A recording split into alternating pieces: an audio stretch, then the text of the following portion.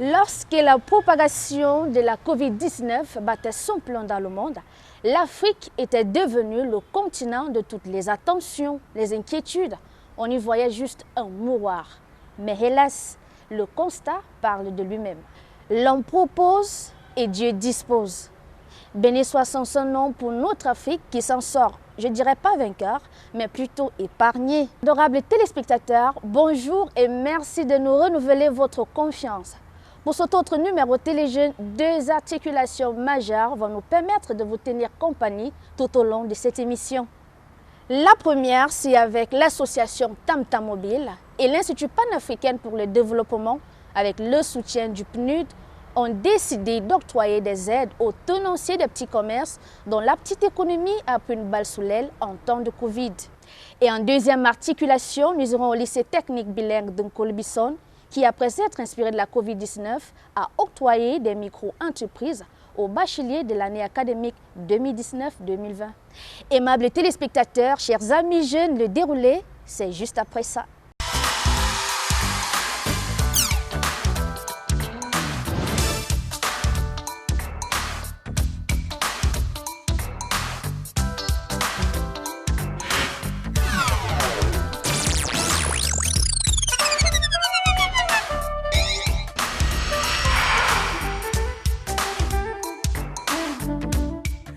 Chers téléspectateurs, une fois de plus, bonjour. Nous le disions à l'entame de cette émission, notre chère Afrique n'a pas connu l'hécatombe de la Covid-19 qu'on lui prédisait. Mais cela n'a pas empêché qu'elle subisse le sort du confinement et son économie en a été touchée, mettant sous le carreau les petits commerçants et les Bayan Selam.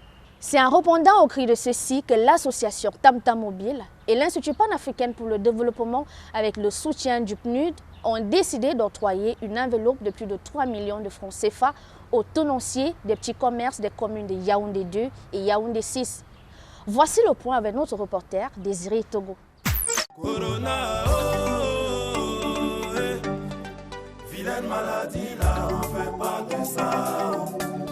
L'année 2020 restera à jamais gravée dans les mémoires et les esprits.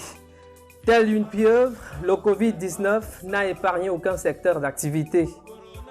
Selon les prévisions de la Banque mondiale, le PIB diminuera de 5,2% en 2020. Certaines autres prévisions encore plus pessimistes situent ce manque à gagner jusqu'à 8%. Au Cameroun en particulier, les effets dévastateurs de cette pandémie ont profondément affecté les acteurs de la grande et de la petite économie. Depuis l'arrivée du corona, puisque j'avais souvent les clientes par jour, je pouvais travailler même 10 à 15 000, mais je me suis retrouvée avec 1500. Donc j'ai eu baisse des clientes, ça m'a réduit la clientèle. Je pouvais avoir un client ou deux, d'autres jours même zéro. Ça avait réduit la marchandise parce que l'argent, quand je faisais le commerce, c'est sur ça que je me basais pour payer le loyer et pour pouvoir aussi manger. During the period of corona, many people were confined and the customers were not as we used to be. So it impacted me a lot because my revenue really reduced to zero and even to negative.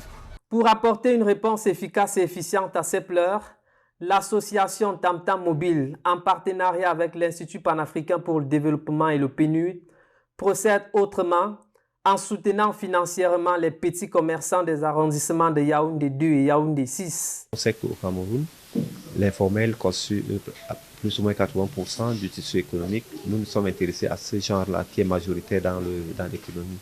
Donc c'est ça qui met aujourd'hui ensemble des institutions telles que l'IPD, l'Institut panafricain de développement, et Tam Tam Mobile que nous sommes, avec l'appui du PNUD. Donc nous nous sommes dit, on catégorise et on s'intéresse à cette cible-là, qu'elle soit négligée dans les analyses d'impact socio-économique. C'est le siège de l'Institut panafricain pour le développement, situé au quartier Mbaladou à Yaoundé, qui sert de cadre d'accueil pour cette première journée de travail qui réunit une vingtaine de jeunes gens issus de plusieurs groupes associatifs. Les enquêteurs sont faits sur la base d'une expérience, d'un profil académique et d'une expérience pour ce type d'activité.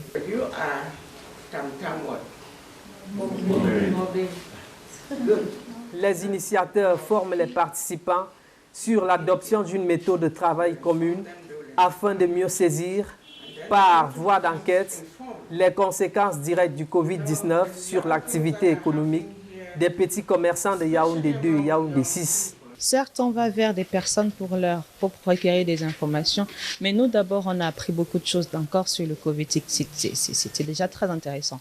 Maintenant, par rapport à la formulation du questionnaire, je pense que tous les axes ont été mis en jeu, tous les axes ont été pris en compte de telle sorte que l'information qu'on récoltera sur le terrain puisse véritablement bénéficier à l'Institut. Nous nous sentons très satisfaits parce qu'il était bon temps de nous regrouper, de nous mettre sur la table et d'étudier à peu près les différentes questions relatives à l'enquête qui sera menée pour que nous sachions à quoi nous attendre sur le terrain.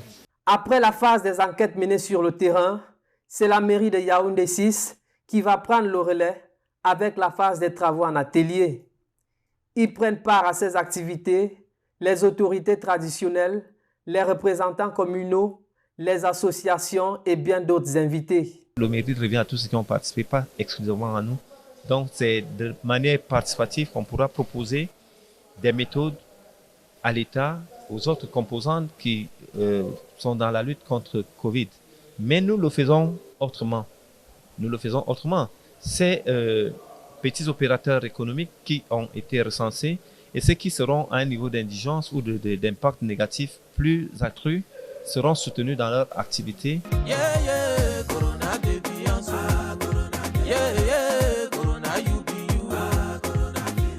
À l'issue des travaux sanctionnés par la remise des attestations de participation, les participants s'en réjouissent de l'occasion. J'ai été très édifié parce qu'on ne mesure pas l'impact. On peut en parler, mais rencontrer quelqu'un qui vit cet état de choses, c'était quand même une plus-value. Je suis sorti de là assez édifié sur les difficultés des petits commerçants et je me suis engagé à les aider dans la mesure de mes moyens. Il était question, n'est-ce pas, lors de cet atelier, de trouver, n'est-ce pas, des moyens, des astuces, des nouvelles mesures alternatives afin que nous puissions, n'est-ce pas, barrer la voie contre la Covid-19. Lorsque vous entrez dans les taxis, dans des milieux publics, vous allez vous rendre compte que les gens n'abordent plus le masque, ils ne lavent plus les mains. Donc, du coup, il y a un libertinage. Une fois de plus, c'est encore la mairie de Yaoundé 6 qui va, pour cette journée de clôture, ouvrir ses portes aux 50 bénéficiaires de l'enveloppe globale de 3 millions de francs CFA octroyée par le PNUD. Des attestations de participation leur sont aussi remises à tour de rôle. Face à ce grand ouf et acte salutaire posé, les récipiendaires et les organisateurs ne cachent pas leur joie. La modeste somme qu'on nous a donnée nous permet de soit relancer, soit changer autre, puisque les mesures barrières ne sont pas toujours arrêtées, puisque la pandémie n'est pas encore finie et sur le continent, encore plus ou moins au Cameroun. Quel est le conseil que vous donnez à ceux-là qui ont reçu ces aides? Le conseil, c'est de bien utiliser d'abord le certificat qui leur a été donné et qui fait d'eux des ambassadeurs de l'Institut panafricain pour le développement et aussi les petites enveloppes qui leur ont été remises pour mener des activités qui leur permettent d'être un peu à l'écart de la pauvreté parce qu'ils auront de quoi initier des activités génératives de revenus. Au regard de cette action non ordinaire qui a beaucoup impressionné les participants et les bénéficiaires, l'exemple de l'association Tam Tam Mobile devra être copié par d'autres groupes. Geste de cœur et de solidarité pour ces organisations qui ont donné la voix, qu'on peut dire, en plus du masque, du gel, du savon, il fallait également ajouter des financements. Cette action à bien d'égards nous renvoie au conte le lion et le singe. Au mois d'avril, alors que la Covid-19 battait son plein, nous étions au lycée technique bilingue de Colbison découvrir ce qui y était fait pour barrer la route à la propagation du coronavirus. Et nous avons été émerveillés par toutes les réalisations faites pour préparer une reprise des classes anti-Covid.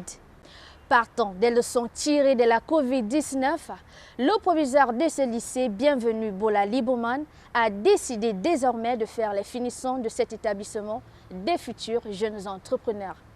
Raison pour laquelle nous lui déroulons le tapis rouge dans le cadre de cet entretien. On y va. Monsieur le proviseur, bonjour. Bonjour, madame. Alors, toujours un plaisir. Tout le plaisir, madame. Et je me rappelle, nous étions ici encore il y a plusieurs semaines. C'était dans le cadre de la découverte des produits et matériels anti-Covid made in Cameroun, mais du lycée technique bilingue de Colbison. Alors, comment ça s'est passé aujourd'hui? Ça devient quoi? Ben, aujourd'hui, ça se transforme en micro-entreprise des jeunes. Donc, ces produits qui ont été développés par les jeunes du lycée technique bilingue de Colbison ont pu transformer ça en micro-entreprise. Donc, ils sont déjà dans le monde de l'entrepreneuriat. Bientôt, vous allez voir les produits de ces jeunes sur le marché. Eh bien, je me rappelle également très bien que vous attendiez les pieds fermes la tenue des examens pour les élèves de ce lycée. Comment a été la moisson jusqu'ici? Bon, pour un bilan à mi-parcours, en terminale, je crois que tout le personnel est content.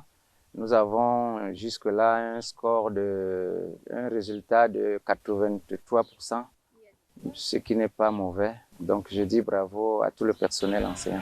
Ah ben, nous également, bravo à tous les nouveaux bacheliers et à tous les enseignants. Eh bien, monsieur le proviseur, qui nous réunit ici, la journée des finissants. Qu'est-ce que c'est? La journée des finissants, c'est un concept du lycée technique bilingue de Colbison. Il est né banalement. Il y a deux faits marquants. Le premier fait, c'est que je suis justement ici. Il y a un parent qui vient péniblement vers moi. Je lui demande ce qu'il veut. Il me dit, il vient se renseigner parce que son fils a dit qu'il y avait un concours. Alors, je lui dis oui, il y a un concours. Si votre fils est en 3e ou il a eu le BPC, il peut venir au lycée technique. Il me dit, j'ai dit à mon fils de ne pas venir ici parce que je n'aurai pas les moyens. Je lui dis, mais pourquoi? Il me dit, le lycée technique, c'est pour ceux qui sont riches. Alors, ça m'a touché. Je lui ai dit, papa, allez déposer le dossier. Votre fils viendra au lycée technique bilingue de Colbison. Il s'adressait à une personne anonyme. Il est parti. Le jour où il vient déposer, je le revois. Je lui dis, vous êtes venu déposer? Il me dit oui. Je dis, le récépissé est où? Il me donne le récépissé. Je garde le récépissé. Je lui dis, allez dormir tranquillement. Votre fils entrera au lycée technique bilingue de Colbison. Il est rentré. Le jour des résultats, c'est moi qui l'appelle et annonce le résultat de son fils. Alors, quelques temps après, ce qui me surprend, c'est que il se présente à moi, il transpire, il est mal à l'aise. Je ne comprends pas. Je lui dis, mais qu'est-ce qui se passe? Il me dit, ça ne va pas, ça ne va pas. Je dis, mais pourquoi? Il dit, mon fils a eu l'examen. Je lui dis, mais oui, c'est ça. Il me dit, non. Vous voyez ma femme à côté de moi, je l'ai amenée parce que je lui ai dit, si je décède en route, qu'elle vienne vous dire que je suis très content. Je lui ai dit, ok, votre fils sera au lycée technique bilingue de Colbison.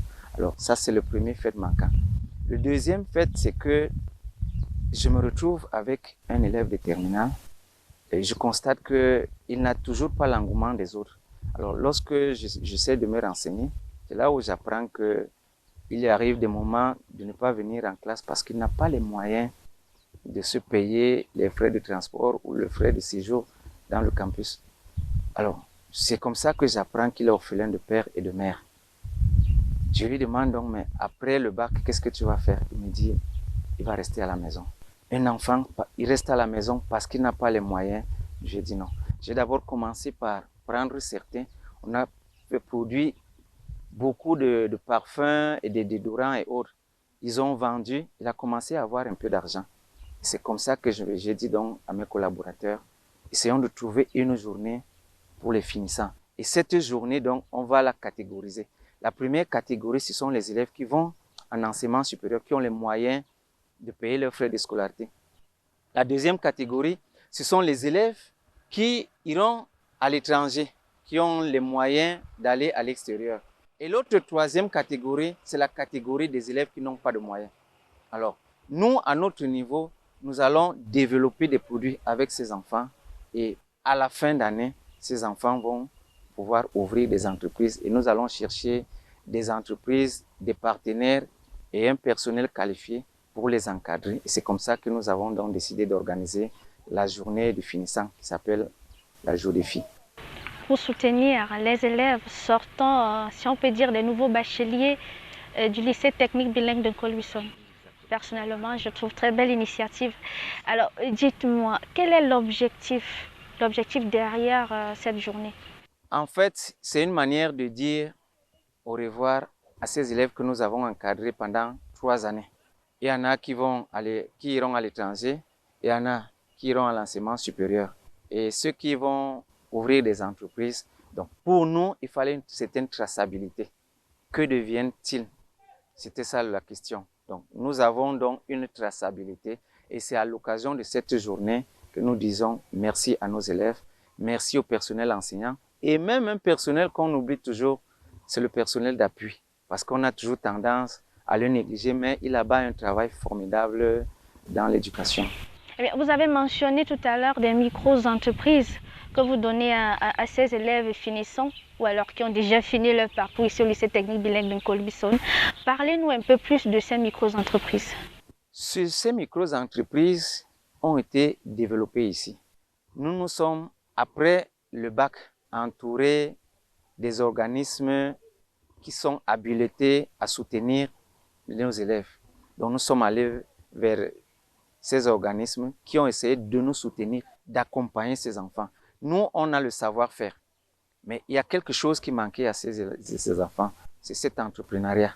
Donc, théorique et même pratique, parce que eux, ils ont le savoir-faire, mais il y a beaucoup de données qu'ils ne maîtrisent pas. Donc, nous sommes entourés des spécialistes pour les encadrer et pour qu'ils ouvrent facilement leurs entreprises. Parlons justement des spécialistes ou alors des partenaires. On a vu un peu plusieurs là, lors de la cérémonie, à l'instar de l'honorable Nzié. Alors, votre partenariat, comment on arrive là?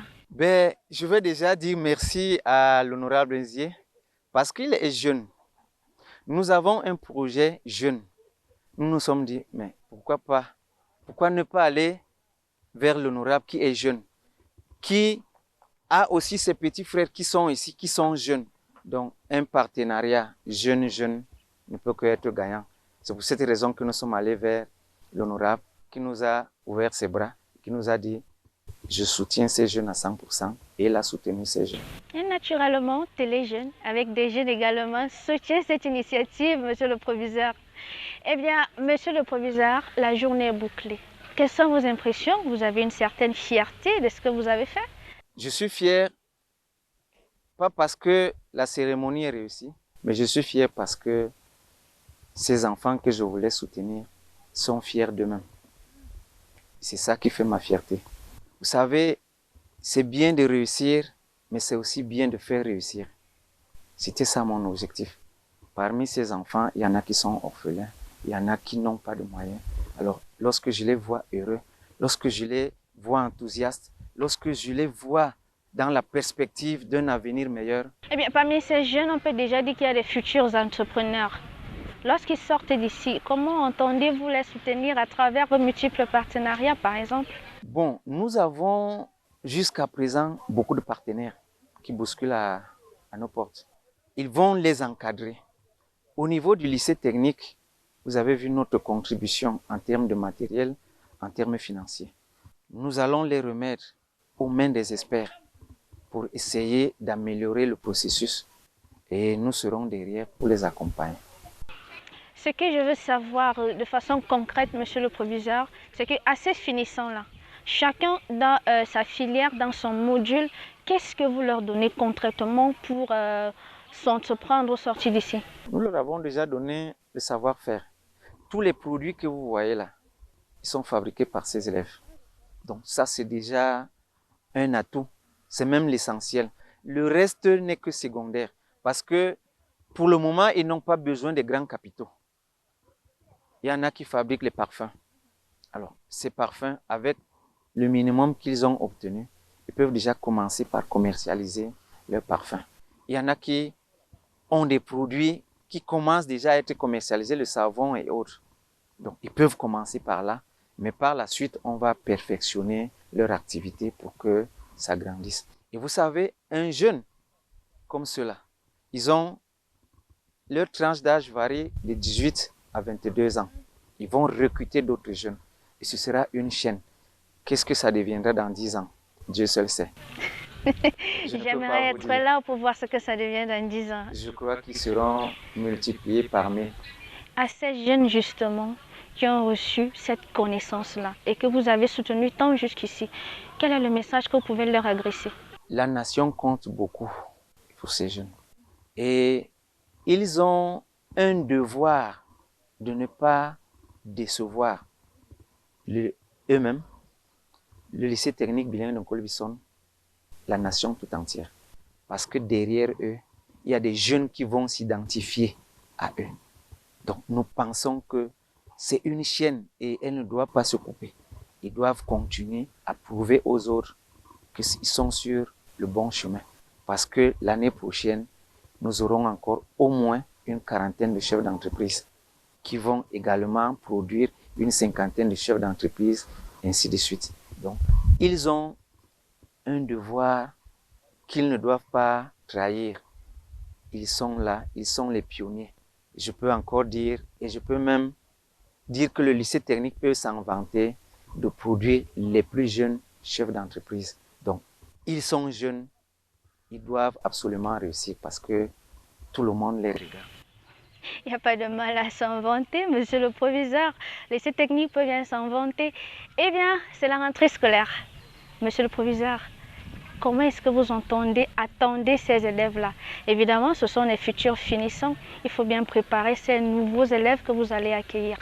Il y a déjà un travail qui est fait en amont par son Excellence, Madame le ministre des Enseignements secondaires, donc qui a donné une orientation. Et c'est cette orientation que nous suivons. Les élèves du lycée technique bilingue de Colbison savent qu'ils peuvent compter sur nous. Nous sommes là pour les former et ils auront la bonne formation.